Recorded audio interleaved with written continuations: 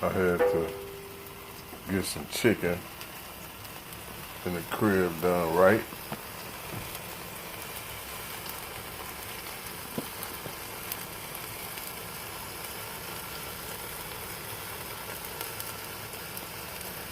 I've been, let's see,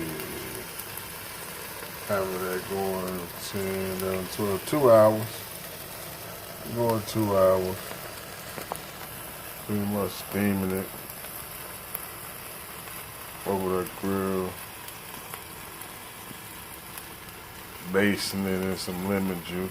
Got lemons in that water down there. With chicken dripping juice. Dropping in that water. And I base it over top of the chicken. And then you got some lemon chicken with pure flavor, marinated in some lemons. I ain't had too much time to marinate this one very long in the lemons like I would like to overnight. So I just did this one quick. But as you see, I like to get that crust a little bit crusty. It ain't quite there yet. It's getting there. Probably give it another hour.